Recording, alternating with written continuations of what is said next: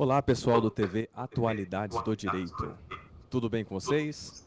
Estamos aqui com a professora Flávia Ribeiro para falar da Síndrome da Alienação Parental.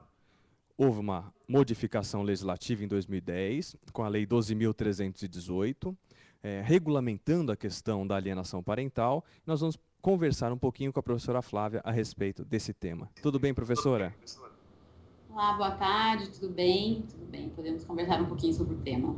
Maravilha. Professora, a primeira questão é puramente conceitual. O que é alienação parental?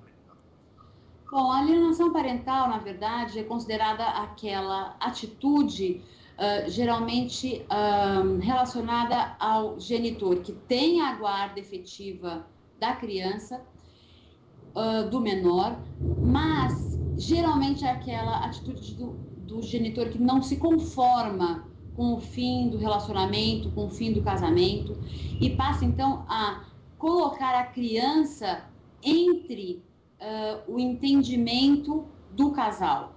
Ou seja, em vez de haver uma conversa direta, aberta, franca, como existe ainda, normalmente, principalmente no começo, muita raiva, mágoa, ressentimento pela separação, então o filho passa a ser um instrumento até mesmo de vingança desse rompimento. Então, o genitor que tem a guarda, que normalmente, tradicionalmente no Brasil, é a mãe, passa então a falar coisas ruins do pai, a apontar defeitos, a impedir visita, a dificultar a visita, a impedir ou fazer aquelas picuinhas do tipo, você demorou 5 minutos, demorou para entregar, para levar e tudo mais. Mas principalmente o fator mais relevante, até que está no próprio conceito da lei, é alienar, tirar o outro genitor da formação da própria criança ou do menor. Então, quando impede que a outra parte do casal, né, ou no caso, em geral, o pai, participe da formação do filho, impedindo, inclusive, muitas vezes o contato, e mais, sendo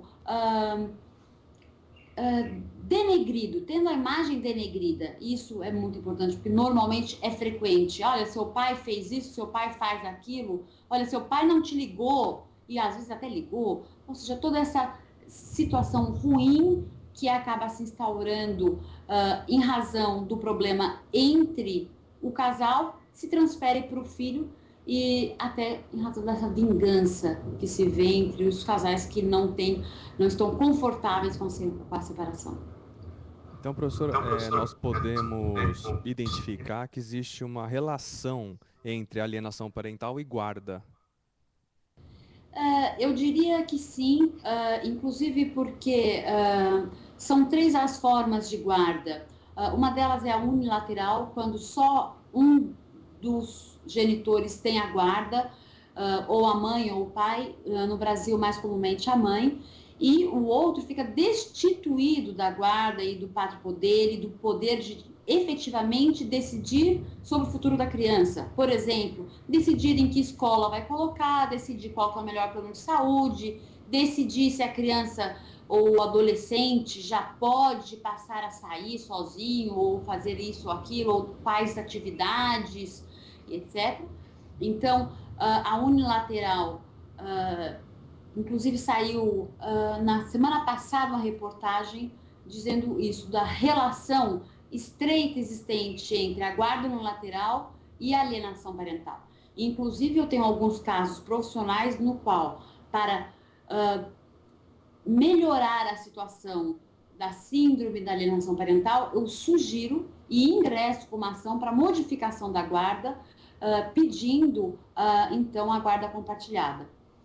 E aí, na sequência, a guarda compartilhada é a segunda forma possível da criança, ou seja, pai e mãe têm as mesmas responsabilidades e as mesmas obrigações em relação à criança.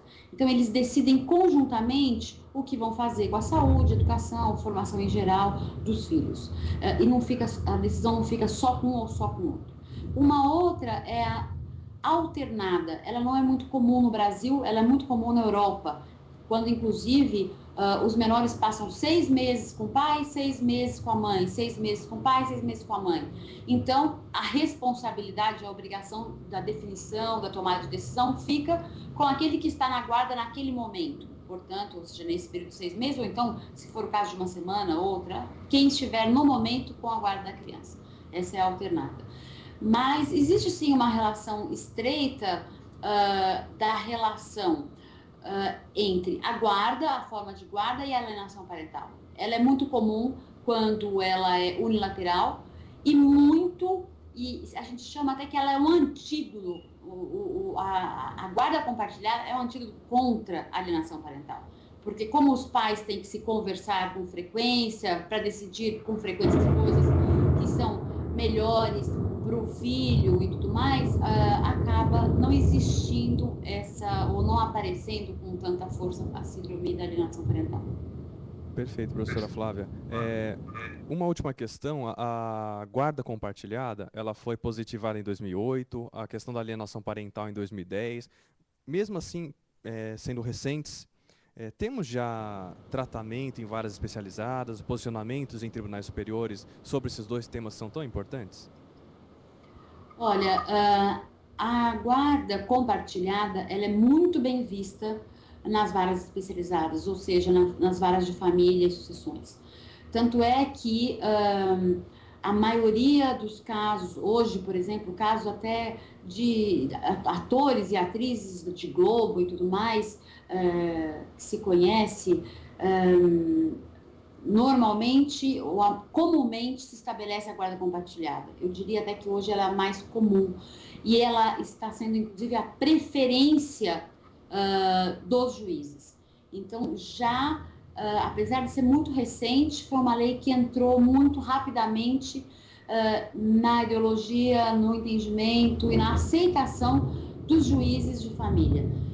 Então, como eu disse, ela é uma guarda muito bem vista. Inclusive, até mesmo na minha vida profissional, eu tenho alguns casos de alteração de guarda unilateral para compartilhada, justamente para facilitar o relacionamento de um dos genitores e também para impedir ou como método para melhorar ou evitar, para evitar a alienação parental.